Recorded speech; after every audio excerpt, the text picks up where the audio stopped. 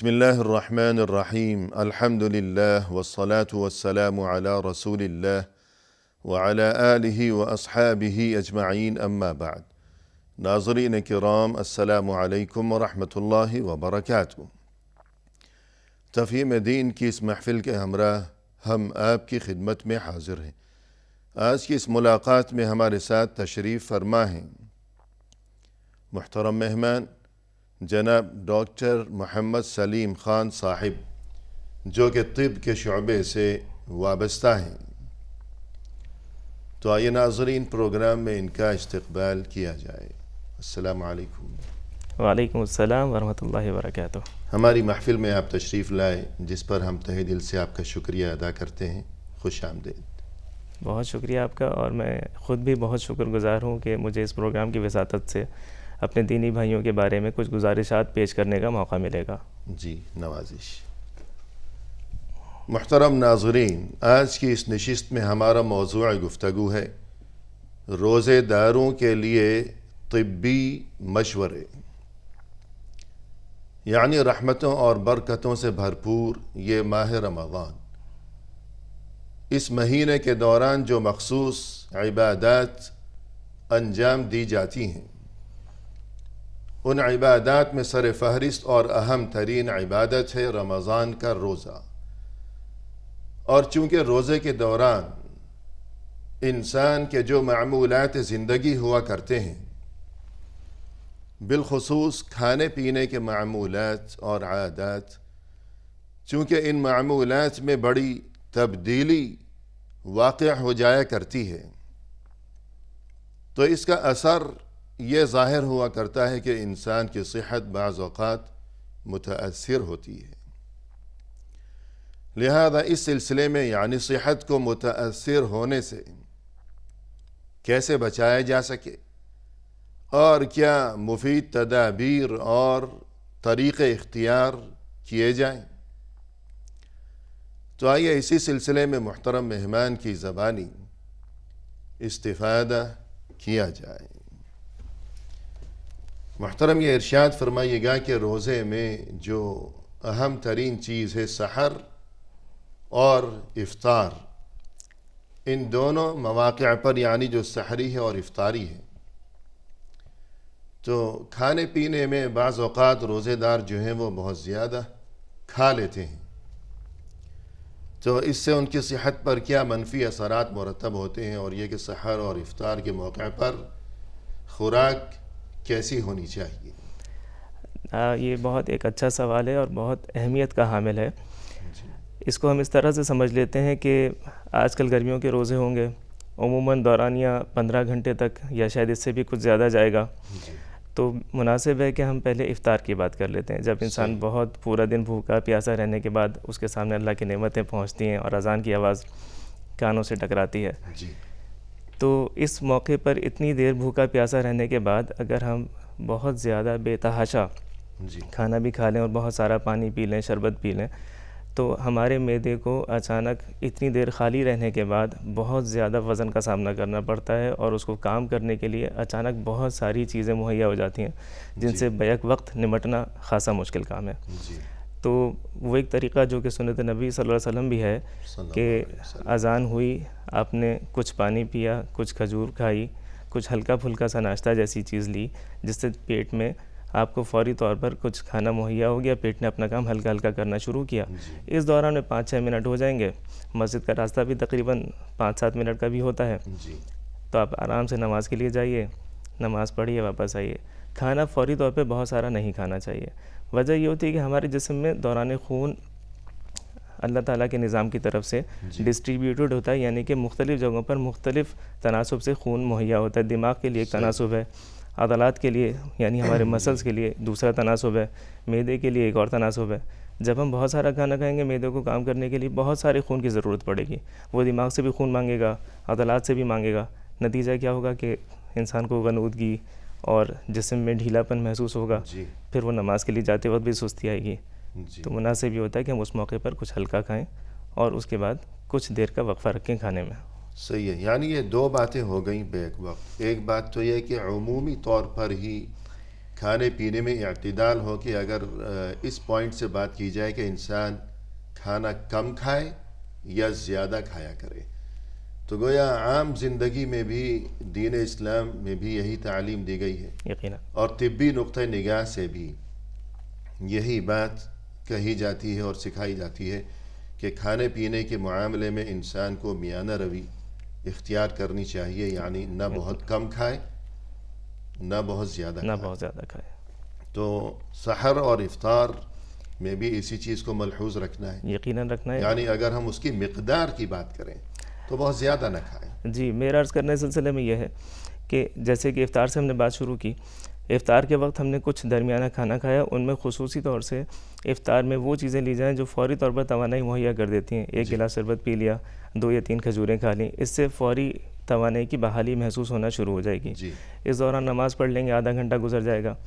اس کے بعد جتنا ایک شخص عمومی طور پر رات میں کھانا کھاتا ہے وہ اپنا اتنے ہی عموم سے کھانا کھا لیجیے، اس سے زیادہ نہ تو یہ کھائیے۔ دوسری بات گویا جو ابھی آپ نے ارشاد فرمائی وہ یہ ہو گئی کہ افطار کے وقت انسان جو کچھ کھاتا ہے تو مناسب یہ ہے کہ اسے 2 حصوں میں تقسیم کیا جائے۔ بہت درست، بالکل، پہلا حصہ صرف افطار جی ہاں، کہ بالکل معمولی، بالکل معمولی، کہ مثلا کھجور ہے، پانی ہے، جی اور اس کے بعد یہ کہ وقفہ ہو گیا، بالکل، نماز ہو گئی، کچھ آرام ہو گیا، وقت گزر گیا، تو اس کے بعد جو اصل کھانا ہے وہ کھایا جائے۔ جی ہاں، تو ایک بات اپنی جگہ مستقل یہ ہو گئی کہ کم کھایا جائے، بالکل، جی اور دوسری بات اپنی جگہ مستقل یہ ہو گئی کہ 2 الگ الگ اوقات میں کھایا جائے، بالکل درست 2 حصوں میں تقسیم کر کے، یقین۔ کچھ نماز سے پہلے کچھ نماز کے بعد۔ جی ہاں، تو یہی بات ہے۔ بالکل جی، یہی بات ہے۔ اور جی اب دیکھیے نا، اتنا اچھا اللہ تعالیٰ کی طرف سے نظام ہے کہ مغرب کے بعد تقریباً 1.5 گھنٹہ ہوتا ہے عشاء کی اذان ہونے میں، جی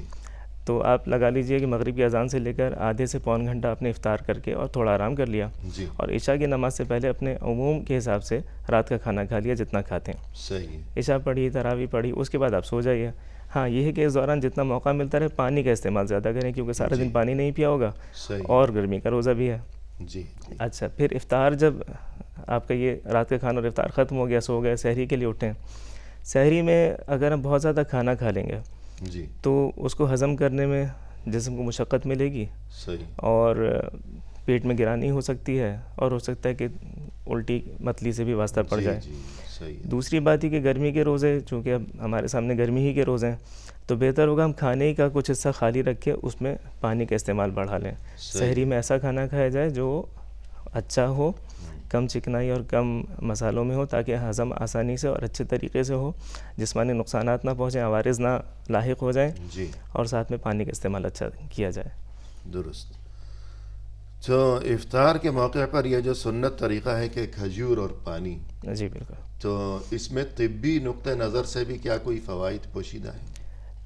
بالکل جی، یقیناً پوشیدہ ہیں، کیونکہ کھجور ایک ایسا پھل ہے جو بیک وقت آپ کو پھل کی بھی خصوصیات دیتا ہے، ساتھ ساتھ ایک مکمل غذا کی بھی خصوصیات دیتا ہے۔ صحیح، مکمل غذا میں نے اس لیے عرض کیا کہ عموماً غذا کو ہم 3 بڑے حصوں میں تقسیم کرتے ہیں۔ اچھا، ان کو اردو میں ہم کہتے ہیں نشاستہ، انگلش میں کہتے ہیں کاربوہائیڈریٹس، جی لحمیات ہوتی ہیں جن کو ہم انگلش میں کہتے ہیں پروٹینز، صحیح، اور اسی طرح سے تیسری چیز ہے چکنائیاں جن کو انگلش میں ہم کہتے ہیں فیٹس۔ صحیح، یہ تینوں ہماری غذا کے حصے ہیں، جی اور کھجور میں تینوں کا بہت بہترین توازن پایا جاتا ہے۔ اچھا، خصوصیت سے کاربوہائیڈریٹس جو کہ سفید چینی کے بدلے میں آپ کو ایک اچھی توانائی بھی مہیا کرتے ہیں، جی اور شوگر کو بہت زیادہ نہیں بڑھاتے۔ یہ بات انشاءاللہ شاید ہم آگے بھی کریں گے کہ اگر جی کسی شخص کو شوگر کی بیماری ہے تو وہ کھجور کتنی استعمال کر سکتا ہے، صحیح، لیکن عموماً آدمیوں کو لوگوں کو شوگر کی بیماری جن کو نہیں ہے وہ کھجور اپنی افطار کرتے وقت 3-5 کھجوریں کھائیں، صحیح، پانی پئیں، تھوڑا بہت شربت پئیں، اس طرح ان کو توانائی ملتی ہے۔ جی کھجور میں پروٹینز بھی ہوتے ہیں، لحمیات بھی ہوتے ہیں، اور اس کے علاوہ ان میں منرلز ہوتے ہیں جو کہ معدنیات کہلاتے ہیں۔ صحیح، تو دن بھر کی جو بھوک ہے جی تو جو اس کی توانائی متاثر ہوئی ہوگی روزے دار کی، تو گویا فوری طور پر اس کا بدل اسے مل جائے گا۔ بالکل، امید یہی ہے کہ انشاءاللہ اس کو ایک اچھی توانائی فوری طور پر ملے گی، اور وہ جو ایک کسل مندی طاری ہو گئی تھی وہ جی، پھر دوبارہ سستی وغیرہ، وہ دوبارہ پھر چستی میں بحال بدل جائے گی انشاءاللہ۔ کھجور میں شاید فائبرز بھی ہوتے ہیں۔ یقیناً جی، فائبرز بھی ہوتے ہیں، اور فائبرز کا بہت اچھا کام یہ ہوتا ہے کہ آنتوں کی رفتار کو مناسب حد پر وہ قائم رکھتے ہیں. جی اس طرح سے آنتیں رکتی بھی نہیں ہیں اور بہت زیادہ تیز بھی نہیں چلتی. صحیح. ساتھ ساتھ وہ کھانا ہضم کرنے میں بھی مدد دیتے ہیں. صحیح, بہت بہتر. تو گویا کہ یہ جو سنت طریقہ ہے تو یہ بھی ایک معجزاتی پہلو بھی نظر آتا ہے یقیناً کہ جو بھی دینی تعلیمات ہیں رسول اللہ صلی اللہ علیہ وسلم کی جو سنتیں ہیں, جی تو آج جو ایجادات کا دور ہے اور انسان صرف ظاہر کو دیکھتا ہے, مادہ پرستی ہے, تو اس دور میں بھی ہمیں یہ بات نظر آتی ہے کہ جدید تحقیقات کے نتیجے میں بھی کہ یہ چیزیں جو کہ سنت ہیں, ہزاروں سال پہلے کی باتیں, تو آج کی جدید تحقیق بھی یہی بتاتی ہے کہ انہی میں انسانی صحت کے لیے بہتری ہے. یہ بالکل حقیقت ہے جناب. جی, تو اس کے بعد اگر ہم آپ سے یہ جاننا چاہیں کہ سب سے نازک معاملہ ہوتا ہے, اللہ سب کو عافیت و سلامتی کے ساتھ رکھے, جو دل کے امراض میں مبتلا ہوا کرتے ہیں جو لوگ, جی سر. تو روزے کے تعلق سے آپ انہیں کیا کوئی خاص نصیحت, کوئی مشورہ, کوئی رہنمائی کریں گے؟ جی بالکل, ان کے لیے بہت اہم مسائل ہو سکتے ہیں اگر یہ روزے میں اپنی صحت کا خیال نہیں رکھیں گے. جی دل کے امراض میں مبتلا افراد کو ہم دو بڑی تقسیموں میں بانٹ سکتے ہیں. جی پہلی تقسیم ہم کہہ لیجئے ایسے افراد ہیں جن کو صرف بلڈ پریشر زیادہ ہوتا ہے لیکن ان کو دل کا دورہ نہیں پڑا ہے. تو ایسے افراد کے لیے روزہ رکھنا کوئی بہت زیادہ مشکل والی بات نہیں ہے. صرف انہیں یہ کرنا ہے کہ اپنی روزے کے دوران بلڈ پریشر کو باقاعدگی سے چیک کرتے رہیں یا کرواتے رہیں, اور اپنے مولد سے رمضان سے کچھ دنوں پہلے مل کر اپنے بلڈ پریشر کی دوائیوں کے بارے میں مشورہ کر لیجئے کہ کون سی دوا گھٹانی ہے, کون سی بڑھانی ہے. کوئی دوا جو رات کو کھاتے تھے وہ سحری میں لانی ہے, جو سحری میں کھاتے تھے وہ افطار میں لانی ہے. اس طرح کی جی ہاں کچھ تبدیلیاں ہوتی ہیں معمولی سی, تو وہ کروائی جا سکتی ہیں. ساتھ میں یہ ہے کہ نمک کا خیال, نمک کم استعمال کیا جائے گا.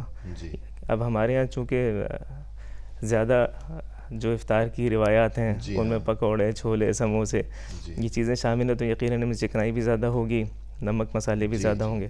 تھوڑا سا ہمیں اس کا خیال کرنا ہوگا. ٹھیک ہے. تو گویا کہ یہ جو دل کے مریض ہیں تو اکثر انہیں بلڈ پریشر کے مسائل بھی ہوتے ہیں. جی بالکل. اور اکثر شوگر کے مسائل بھی ہوتے ہیں. یہ بات بالکل درست ہے. اصل میں پہلی بات تو ہم نے کہی بلڈ پریشر کے مریضوں سے متعلق.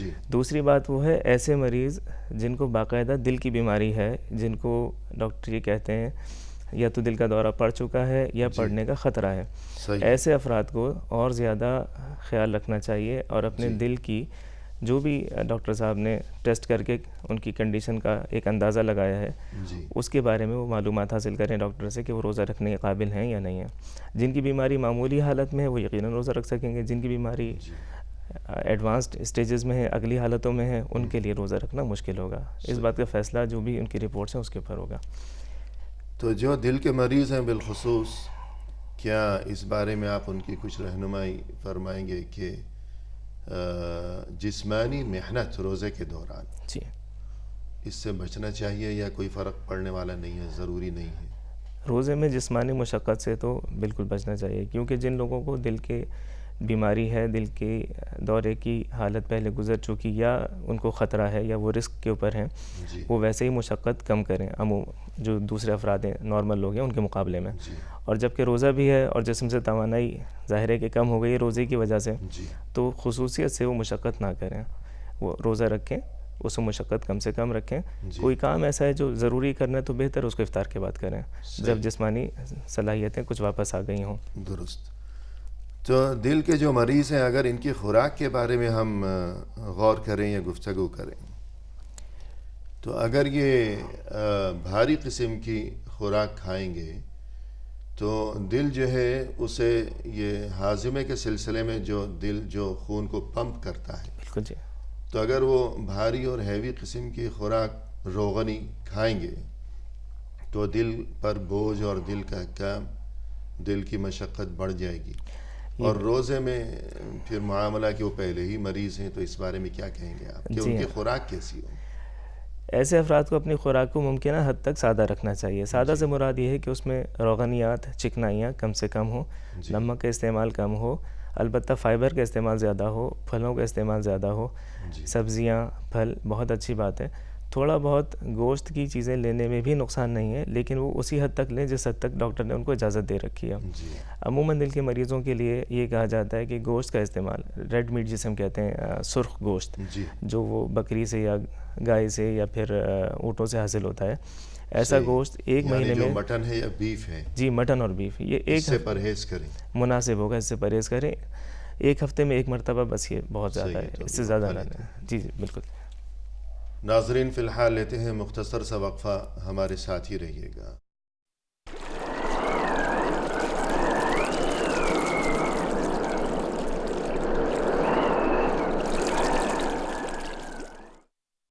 ناظرین وقفے کے بعد ہم حاضر خدمت ہیں، آئیے سلسلہ گفتگو کو آگے بڑھایا جائے مہمان کی زبانی۔ محترم، وقفے سے قبل آپ نے گفتگو فرمائی کہ جو دل کے مریض ہیں انہیں نہ صرف یہ کہ جسمانی محنت و مشقت سے گریز کرتے رہنا چاہیے روزے کے دوران، بلکہ خوراک بھی انہیں مزید ہلکی پھلکی لینی چاہیے سحر اور افطار میں، عام انسان کی بنسبت۔ بالکل۔ تو یہ دل کے مریض ہو گئے، بی پی جن کا ہائی ہو یا لو ہو، یا شوگر کے معاملات ہیں، تو اس بارے میں مزید کچھ فرمانا چاہیں گے آپ؟ جی بالکل، میں عرض کروں گا، شوگر کا سوال آپ نے مجھ سے بھی کیا تھا، میں انشاءاللہ اس کی طرف آ رہا ہوں۔ جی میں چاہتا ہوں کہ تھوڑا سا میں اور عرض کروں دل کے مریضوں سے متعلق۔ جی دل کے مریضوں کے لیے جس طرح سے ان کا دل مکمل طور پر نہیں چل رہا ہوتا، یعنی جی ایک عام شخص کی اگر دل کی کارکردگی 65% سے زیادہ ہے تو ہم اس کو کہتے ہیں کہ اب یہ ٹھیک ہے، اچھا ہے۔ جن کی دل کی کارکردگی، ایک مخصوص ٹیسٹ ہوتا ہے، ایکو ہوتا ہے، اس ٹیسٹ کے ذریعے اگر جانچی گئی ہے 45% سے کم ہے تو ہم کہیں گے اب یہ دل ذرا کمپرومائز کر رہا ہے، اب اس کو مشکل پیش آ رہی ہے۔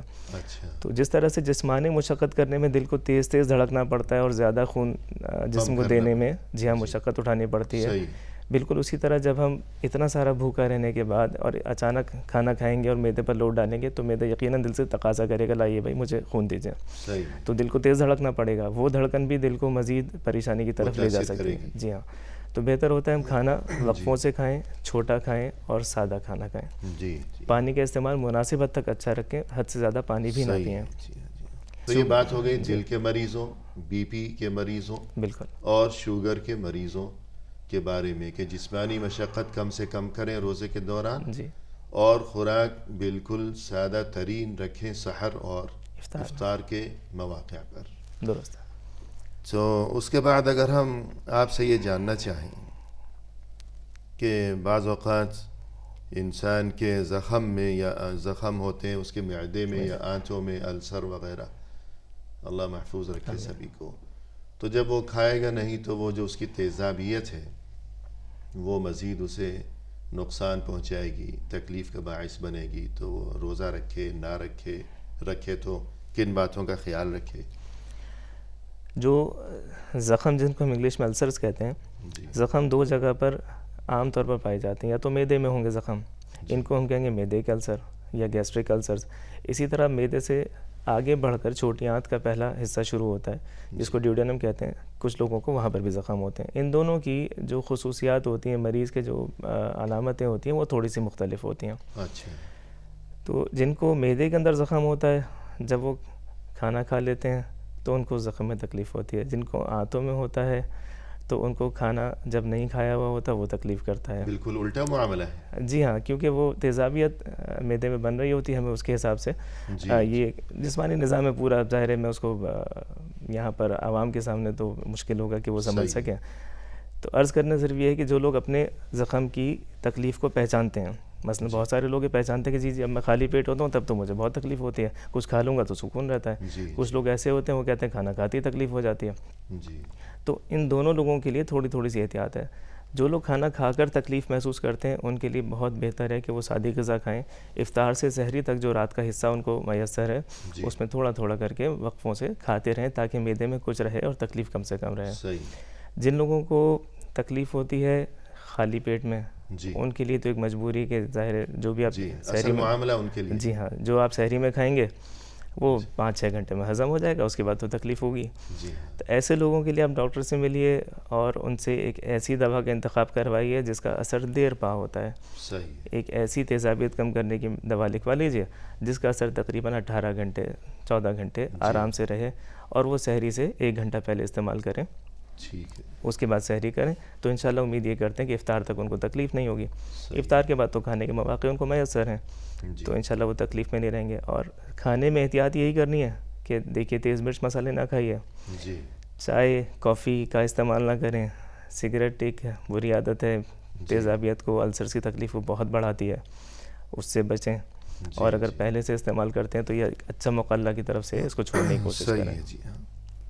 تو گویا یہ گفتگو ہو گئی ان لوگوں کے بارے میں جنہیں کوئی بدہضمی کی شکایت ہے یا آنتوں یا معدے میں زخم ہیں. جی تو 2 باتیں آپ نے بتائیں. ایک تو دوا وہ ایسی لکھوائیں اپنے معالج سے کہ جس کی تاثیر جو ہے دیر پا ہو، یقیناً.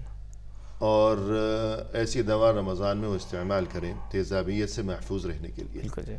اور دوسرا کھانے پینے میں احتیاط کے تیز مسالے وغیرہ جی بالکل.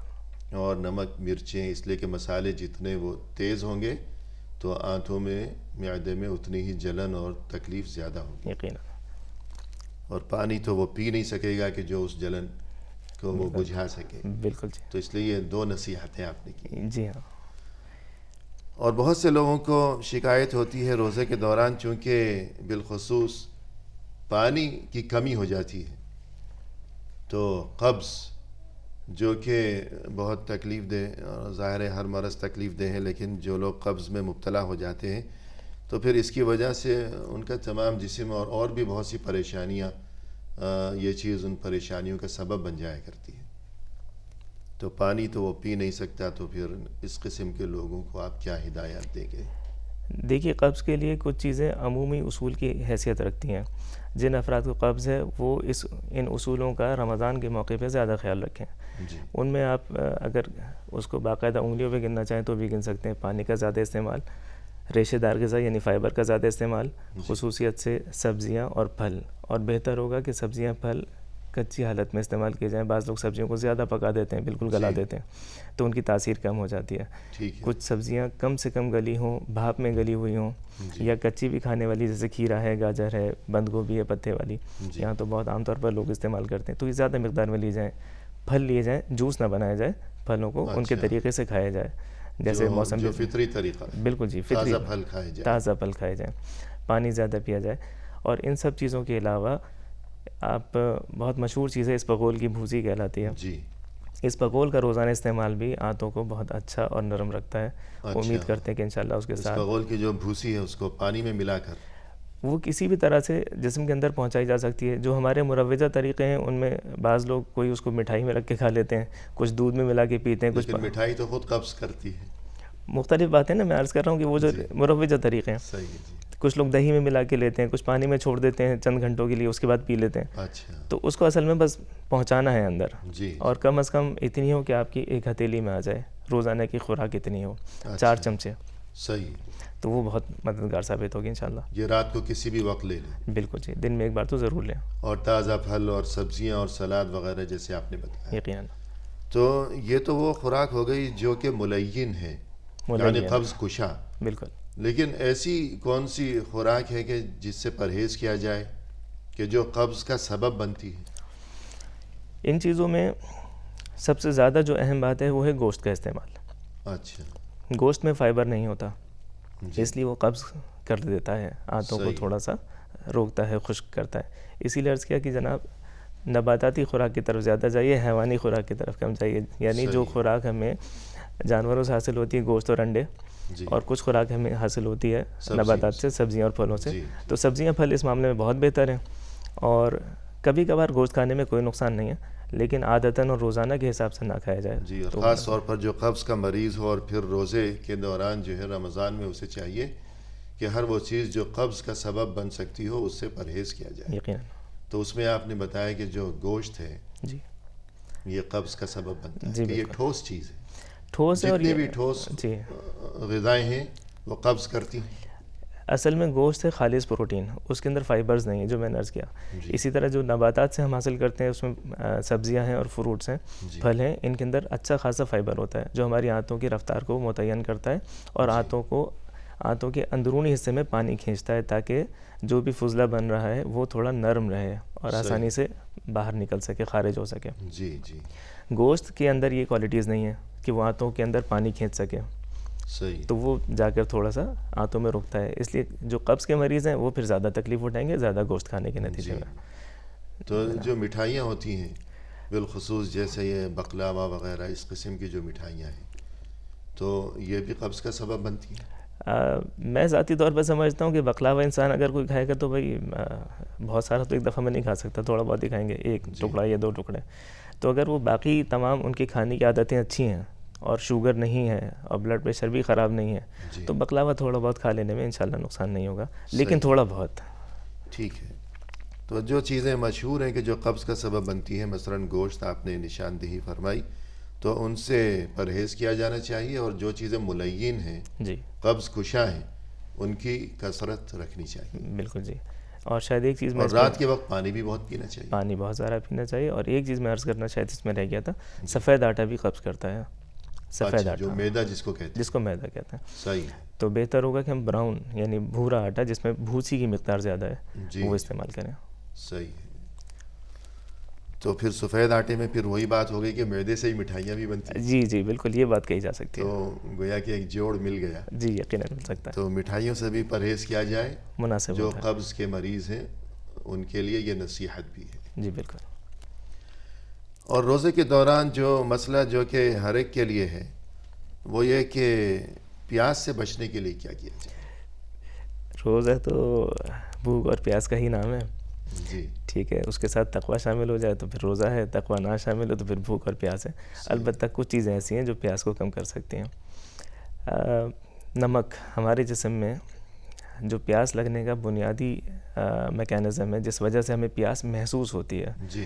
جب ہمارے جسم محسوس کرتا ہے کہ ہمارے خون میں نمکیات بڑھ گئے ہیں اور پانی کا توازن کم ہو گیا، نمکیات کا توازن زیادہ اور پانی کا کم، تو اس توازن کو برابر رکھنے کے لیے ہمارا دماغ ہمیں سگنل دیتا ہے کہ بھائی تھوڑا پانی پئیں تاکہ پانی بڑھ جائے اور نمکیات کا ارتکاز کم ہو جائے. اس کو ہم کہتے ہیں پیاس لگنا. جب روزہ رکھا ہوا ہوگا جسم سے پانی خارج ہوگا پیشاب کی شکل میں، پسینے کی شکل میں، پانی کا توازن نیچے جائے گا، نمکیات کا توازن بہرحال بڑھے گا تو پیاس تو محسوس ہوگی. البتہ کچھ طریقے آپ یہ کر سکتے ہیں کہ رات کے جو بھی افطار سے سحری تک کا وقت ملا ہے اس میں جو بھی کھانے کھائیں نمک اس میں کم سے کم ہو، میٹھا بھی کم سے کم ہو. اچھا. کیونکہ میٹھے کے سگنل سے بھی پیاس محسوس ہوتی ہے. تو میٹھا اور نمک دونوں کم کر کے سادے کھانے کھائے جائیں. اور پانی کا استعمال اس پوری رات میں بہت اچھی طرح بھرپور طریقے سے کیا جائے تاکہ جسمانی جو نظام ہے وہ مناسب پانی لے کر اپنا کام درست طریقے سے کرتے رہیں. کچھ لوگ یہ بھی کہتے ہیں اور دیکھا گیا ہے کہ اگر دہی کا استعمال کیا جائے، سادے دہی کا سحری کے وقت میں، تو وہ بھی آپ کی پیاس کو کچھ کم کر دیتا ہے. اچھا. اور ایک اور اہم بات ہے کہ زیادہ بات کرنے سے منہ کھلے گا، بار بار منہ سے سانس جائے گی، باہر آئے گی، خشکی ہوگی، اس سے بھی پیاس لگے گی. تو منہ بند رکھا جائے، ناک سے سانس لی جائے، درمیانے طریقے سے کسی سے بات کی جائے، بہت زیادہ زور سے چیخ کر اور دیر تک گفتگو کرنا بھی مناسب نہیں ہے. یعنی یہ تو ایک نئی بات معلوم ہوئی کہ منہ جتنی بار کھلے گا تو پیاس زیادہ لگے گی. یقیناً لگے گی. منہ بند رہے تو پیاس کم لگے گی. جی اللہ تعالیٰ نے نظام بنایا جب ہم ناک سے سانس لیتے ہیں تو ناک سے جانے والی سانس ہمارے حلق کو خشک نہیں کرتی، کیونکہ یہاں حلق میں پہنچنے سے پہلے جسم اس میں رطوبت شامل کر چکا ہوتا ہے. اچھا. جب ہم منہ سے سانس زیادہ لیں گے تو وہ خشک ہوا جائے گی اور ہمارے گلے کو خشک کرتی ہوئی گزرے گی. نتیجہ ہوگا پیاس لگے گی زیادہ. تو ناک سے سانس لینے کے نتیجے میں اور منہ کو زیادہ بند رکھنے کی صورت میں انشاءاللہ پیاس زیادہ نہیں لگے گی. صحیح ہے. تو گویا بات کم کی جائے، روزے میں بلا وجہ بات نہ کی جائے. تو ویسے بھی زیادہ بات کرنا جو ہے وہ خلاف ادب ہے. روزے کے جو آداب ہیں تو ان میں یہ چیز بھی ہے کہ دنیاوی باتیں، غیر ضروری گفتگو، ان تمام چیزوں سے اجتناب کیا جائے. تو طبی نقطۂ نگاہ سے بھی یہ بات سمجھ میں آئی کہ انسان جتنا زیادہ منہ کھولے گا یا بولے گا تو اسی قدر اسے پیاس زیادہ ستائے گی. یقیناً. تو گویا یہ بات سمجھ میں آئی کہ پیاس سے بچنے کے لیے طریقے آپ نے یہ بتائے کہ رات کے وقت پانی زیادہ پئیں. جی. سحر میں خوراک ایسی نہ کھائیں کہ جس میں نمک یا مسالے زیادہ ہوں. یقیناً. تیسری بات یہ کہ روزے کے دوران زیادہ بات کرنے سے یا منہ کھولنے سے پرہیز کیا جائے. بالکل تو وقفہ لیتے ہیں. یقیناً. ناظرین فی الحال لیتے ہیں مختصر سا وقفہ، ہمارے ساتھ ہی رہیے گا.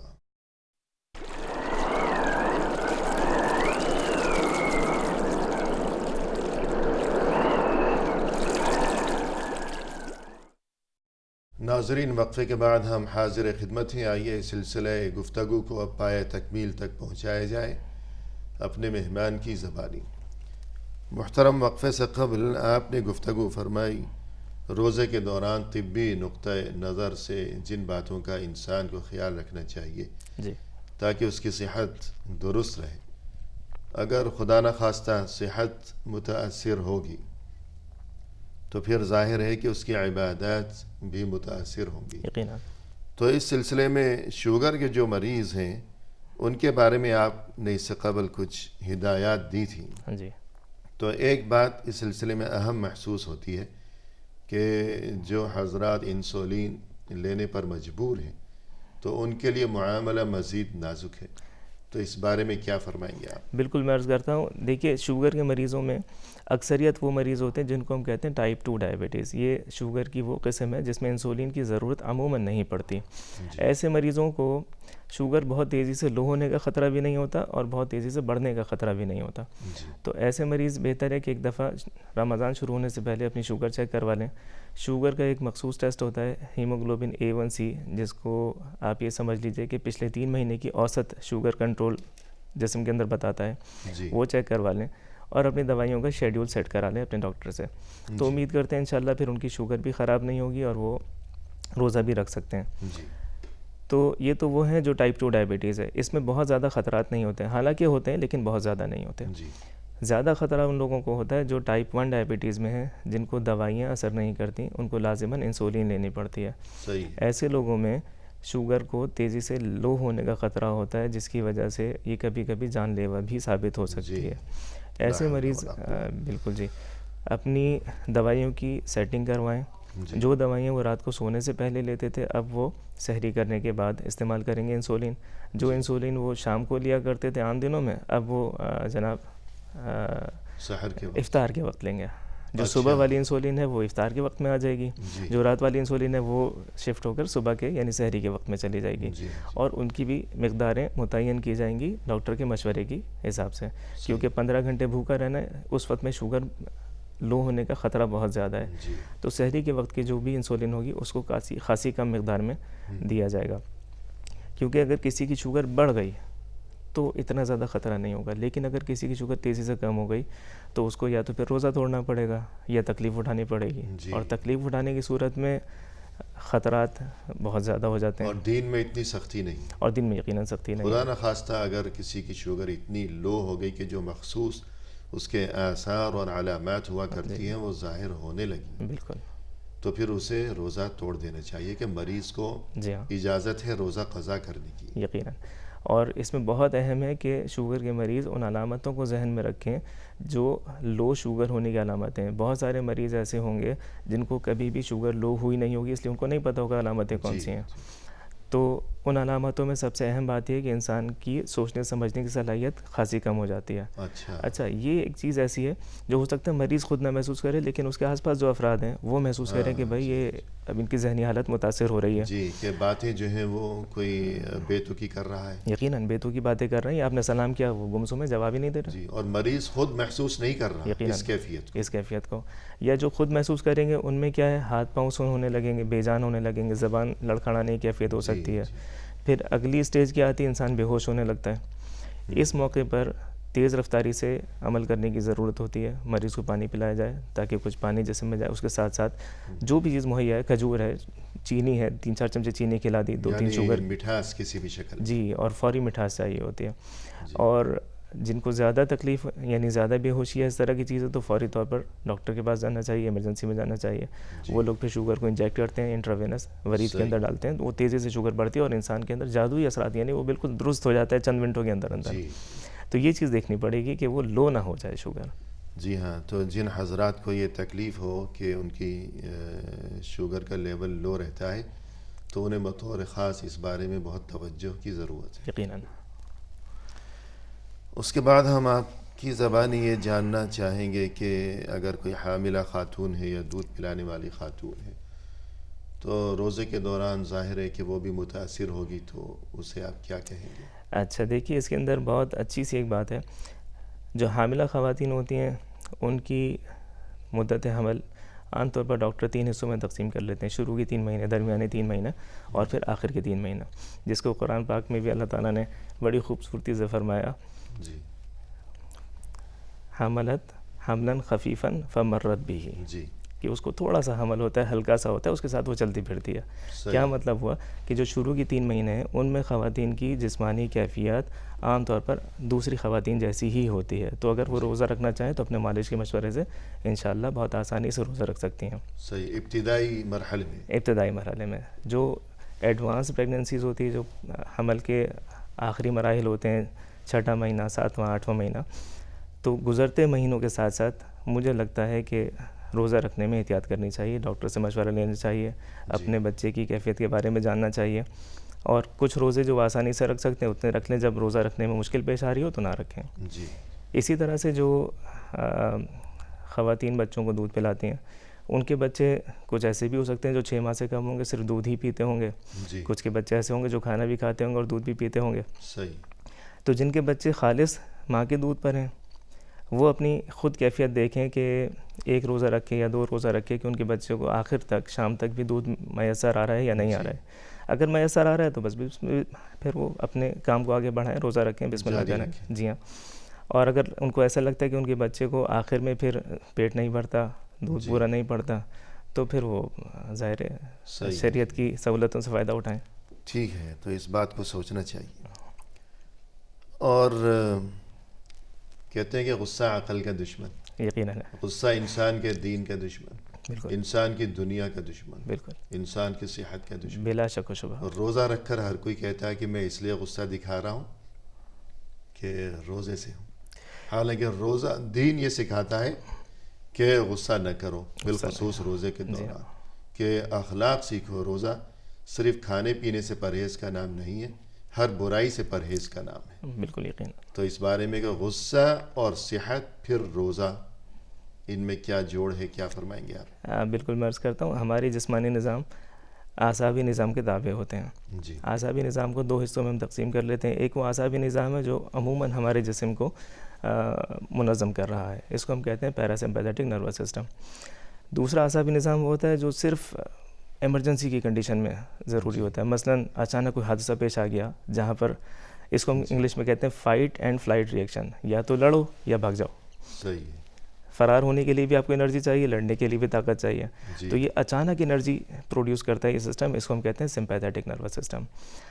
جب کسی شخص کو غصہ بے قابو ہونے لگے تو اس کے یہ والا جو ایمرجنسی سسٹم ہے نا، یہ زیادہ کام کرنے لگتا ہے. اس کے نتیجے میں اچانک دل کی دھڑکن بڑھ جاتی ہے، سانس کی رفتار بڑھ جاتی ہے، اور سارا خون جو وہ معدے سے اور دوسرے اعضاء سے شفٹ ہو کر دل کی طرف اور عضلات کی طرف اور دماغ کی طرف جانے لگتا ہے. صحیح. تو جب کہ ایسی کسی چیز کی ضرورت نہیں تھی اس موقع پر، صرف وہ صحیح تو کیا تھا نا، کوئی چیز خلاف مزاج، خلاف معمول ہوتے ہوئے دیکھی تو انسان اگر اس کے ساتھ اپنے آپ کو ضبط کر لے تو اس مصیبت سے بچے گا. اچھا، یہ جو ایمرجنسی سسٹم ہے یہ اچانک باڈی میں شوگر کی مقدار بھی بڑھا دیتا ہے. اچھا، بڑھا تو وہ دیتا ہے، لیکن جب وہ کنڈیشن گزرتی ہے تو اس کے بعد اچانک مقدار کم بھی ہو جاتی ہے، اور کم ہونے کے بعد آپ کے پاس کھانے پینے کا آپشن ہے نہیں، روزہ رکھا ہوا ہے. تو باقی جو روزہ گزرنا ہے وہ پھر آپ کو تکلیف میں گزارنا ہے، جس میں آپ کو زیادہ کمزوری پتہ چلے گی، زیادہ پیاس محسوس ہوگی. مناسب ہوگا کہ غصہ نہ کیا جائے.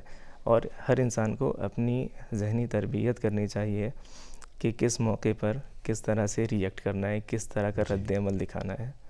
خصوصاً رمضان تو ہماری تربیت کے لیے آیا ہے کہ اس نے ہمیں جائز چیزوں سے، کھانے پینے سے روک دیا ہے، تو جو ناجائز چیزیں ان سے تو ضرور رکا جائے. تو غصہ جو ہے وہ دینی و اخلاقی لحاظ سے بھی بری چیز ہے، اس سے منع کیا گیا ہے. مزید یہ کہ طبی اور صحت کے نقطہ نظر سے بھی یہ بری چیز ہے. یقیناً. اور روزے کے دوران انسان اگر غصہ کرے گا، چڑچڑاپن دکھائے گا، تو روزہ تو اس کا خراب ہوگا، مزید یہ کہ اس کی صحت بھی برباد ہوگی، یقیناً نقصان زیادہ ہوگا. جی ہاں، اور خصوصیت سے اگر کوئی دل کا مریض ہے تو ایسے لوگوں کو دل کا دورہ پڑنے کا امکان بڑھ جاتا ہے، اور دوا لے نہیں سکتا. تو الغرض روزے کے دوران غصے سے بچنا اور بہر صورت خود کو ٹھنڈا رکھنا یہ بہت ضروری ہے. بالکل جی. اور جو لوگ سگریٹ نوشی کیا کرتے ہیں، سگریٹ نوشی ایک ایسی عادت ہے جو انسان کو اس عادت میں مبتلا ہی رکھتی ہے، کیونکہ جسم اس کا عادی ہو جاتا ہے. جی سگریٹ نوشی کرنے والے افراد کے مسلز یعنی جسم کے عضلات اور دماغ کے کام کرنے کی صلاحیتیں، سوچنے سمجھنے کی صلاحیتیں بالآخر سگریٹ کے اوپر ہی منحصر ہو جاتی ہیں. سگریٹ جسم میں اس کا تمباکو نکوٹین جائے گا تو جسمانی نظام اپنا درست کام کرے گا، صحیح. اور جب وہ نہیں جائے گا تو وہ کام نہیں کرے گا. نتیجہ کیا ہوتا ہے؟ گویا سبھی صلاحیتیں اس کی مفلوج ہو جائیں گی. مفلوج ہو جائیں گی. تو رمضان شروع ہونے سے پہلے وہ جو 15 گھنٹے بغیر سگریٹ کے گزارنے ہیں، اس کے لیے تھوڑی تیاری کر لیں. جو لوگ مثلاً ایک پیکٹ سگریٹ 20 سگریٹ روز پیتے ہیں، تو وہ کوشش کر کے رمضان کے مہینے سے پہلے اپنی عادت کو کچھ کم پر لے آئیں. جی 20 سے 10 پر آ جائیں. 10 پہ نہیں آ سکتے 15 پہ آ جائیں. جب رمضان شروع ہوگا تو 15 گھنٹے تو نہ کھانا ہے، نہ پینا ہے، نہ سگریٹ ہے. تو افطار سے لے کر سحری کے بیچ میں جو 20 سگریٹ پینے والے لوگ تھے، میری ان سے گزارش ہے کہ وہ 5-8 تک اپنے آپ کو محدود رکھیں. صحیح. جب پورا ایک مہینہ 5-8 تک محدود رکھیں گے تو اگلے 2 مہینے بقرعید سے پہلے ان کے پاس ہوں گے اس 5-8 کی عادت کو چھوڑنے کے لیے، ترک کرنے کے لیے. کیونکہ ایک شخص جو 20 سگریٹ پیتا ہے روزانہ، وہ 20 کو تو نہیں چھوڑ سکتا. صحیح. تو رمضان نے اس کو ایک موقع دیا کہ اپنی عادت کو 20 سے گھٹا کے 5 اور 8 پر لے آئے، اور 5 اور 8 کو ترک کرنا نسبتاً آسان ہوگا 20 کے مقابلے میں. تو یہ ایک بہت بہترین موقع ہے کہ سگریٹ نوشی اس موقع پہ نہ کی جائے، اور جو کرتے ہیں وہ چھوڑ دیں. تو یہ سگریٹ نوشی جو ہے، اس کی جو شرعی نقطہ نظر سے جو اس میں قباحتیں ہیں کہ فضول خرچی ہے، یقیناً. اور یہ کہ برے لوگوں کے ساتھ اس میں مشابہت ہے، یقیناً. اور صحت کے لیے مضر ہے. بالکل. جبکہ انسان کے لیے صحت اللہ کی طرف سے بہت بڑی نعمت ہے اور بہت بڑی امانت ہے. جی بالکل. نعمت کی قدر اور امانت کی حفاظت ضروری ہے. بالکل. اور امانت کے بارے میں جواب بھی دینا ہے. بے شک. ثم لتسألن یومئذ عن النعیم. تو انسان خود اپنے ہاتھوں اس صحت کو، اس نعمت کو برباد کرے تو یہ بڑی ناسمجھی اور نادانی کی بات ہوگی. بالکل درست فرمایا. پھر اس سے بھی بڑھ کر یہ ہے کہ سگریٹ نوشی کرنے والا انسان خود اپنی صحت برباد کر رہا ہے تو کرے. اس سے بھی بڑھ کر یہ کہ جس کے جو دوسرے اس کے قرب و جوار میں ہیں، ان کی ناک میں دھواں پہنچ رہا ہے، ان کی صحت کو یہ برباد کر رہا ہے، تو انسانیت کو نقصان پہنچانا یہ بہت بری چیز ہے. بالکل درست فرمایا. تو روزے کے دوران جب وہ اتنے گھنٹے مسلسل 30 دن اس چیز سے پرہیز کرتا رہا تو اسے اپنی قوت ارادی کو مضبوط بنانا چاہیے اور عزم بالجزم کرنا چاہیے کہ میں اس برائی سے ہمیشہ کے لیے اپنا دامن چھڑا لوں.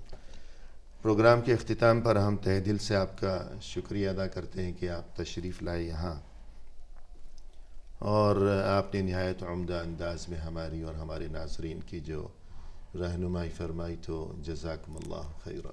جزاک اللہ خیر. بہت بہت شکریہ آپ سب کا. جی نوازش. اسی کے ساتھ محترم ناظرین، اختتامی موقع پر تہہ دل سے ہم آپ کا بھی شکریہ ادا کرتے ہیں کہ آپ نے ہمارا یہ پروگرام دیکھا، اور اس دعا کے ساتھ کہ اللہ تعالی ہم سبھی کو صحت و سلامتی کے ساتھ رکھے ہمیشہ، آمین.